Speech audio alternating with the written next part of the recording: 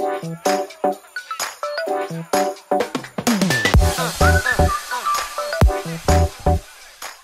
semuanya, selamat datang lagi di YouTube channel di Official Auto. Jadi sebelum kita membahas detail ubahan pada Vespa Primavera, sekarang kita juga akan menguliti nih ubahan yang ada pada saudaranya Vespa Sprint 2024, baik varian yang standar dan juga varian S. Karena ada beberapa ubahan yang membuat Vespa Sprint S ini jadi menarik untuk kaum milenial miliki.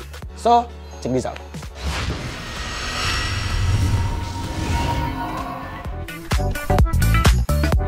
Oke, kalau ngomongin desain, sebenarnya masih sama lah dengan Vespa Sprint sebelumnya. Jadi tampilannya dibuat lebih sporty, lebih dengan tarikan garis yang lebih tajam ya, terutama di bagian headlampnya. Jadi masih sama. Tapi ada beberapa ubahan, sekali lagi ubahan revisi penting yang membuat motor ini sekarang jadi lebih tampil menarik. Pertama ada di front tie.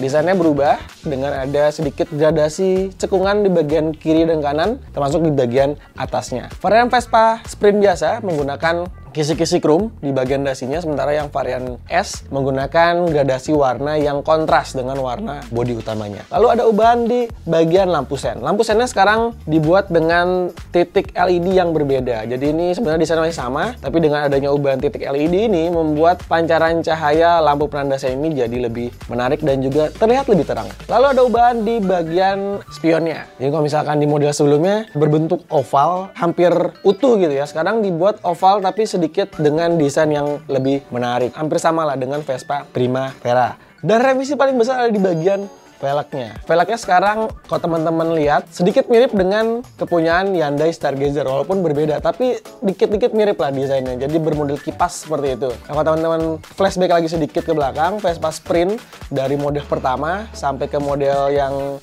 sebelum facelift ini menggunakan desain spoke lurus, jadi tegak. Cukup banyak spoknya. Sekarang desainnya dibuat lebih sporty lah dengan pendekatan desain kipas baru baik di varian yang standar dan juga di Vespa Sprint S. Di depan sudah pakai rem cakram, ABS juga, sudah fitur ABS. Untuk di belakang masih rem tromol dengan ukuran tromol di 140 mm.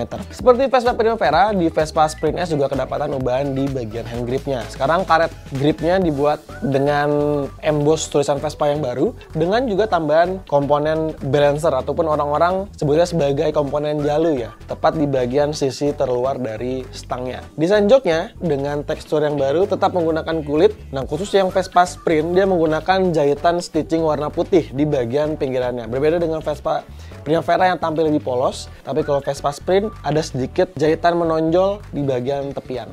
Ya, seperti teman ketahui, karena memang satu basis antara Vespa Primavera dan juga Vespa Sprint, jadi memang ada sedikit pembeda saja lah di bagian headlamp dan juga sedikit perintilan seperti di behel. Jadi maka dari itu untuk ubahannya memang terbilang sama. Seperti contohnya penggunaan back shield cover, tepat di bagian cover belakang decknya. Jadi ini paten yang mirip dengan Vespa GTS. Sekarang ada di Vespa Sprint, baik di model standar dan juga di Vespa Sprint S.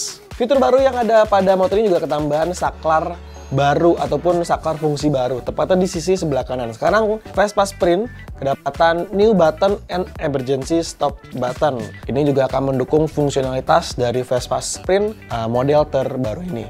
Dan setelah itu ada ubahan di stop lamp, teman-teman. Desainnya tampil lebih fresh dengan visual lampu malam dan juga lampu stop yang berubah dan berbeda seperti di Vespa Sprint sebelumnya, dan mengambil kiblat dari Vespa GTS. Nah, itu dari eksterior yang terlihat ubahan yang ada pada Vespa Sprint. Tapi ketika kita lihat juga di spesifikasi resminya, ternyata ada ubahan di bagian mesinnya, tepatnya di bagian output. Mesinnya masih sama karena masih pakai mesin 125 cc, lalu juga 1 silinder 4 tak 3 katup dengan teknologi iGate. Tapi untuk diracikan outputnya berbeda. Sekarang punya tenaga di 12,1 HP dan torsinya di 12,7 Nm. Jadi sebenarnya jantung pacunya sama, mungkin saja ada kalibrasi ataupun sedikit racikan dan juga ubahan yang bisa membuat output dari Vespa Sprint punya output yang baru. Ya, karena ini adalah Vespa Matic, jadi penggeraknya pakai CVT, lalu juga untuk pendinginnya masih pendingin udara, dan sudah berteknologi injeksi bahan bakar. Dimensinya sama seperti Vespa Primavera, lebih lebar sekitar 40 mm, lalu juga panjangnya juga lebih panjang 7 mm, dan wheelbase-nya juga lebih panjang 6 mm. Tapi untuk tinggi joknya masih sama, di 790 mm.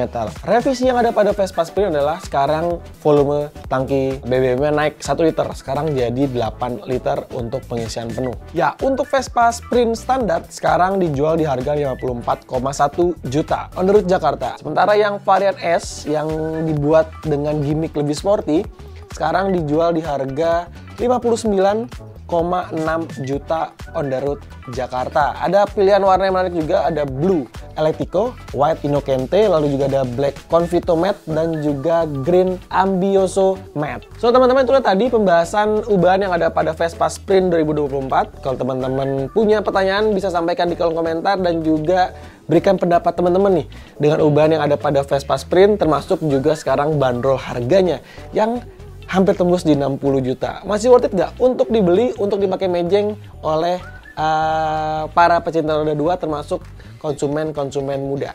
So, sampai jumpa di video berikutnya.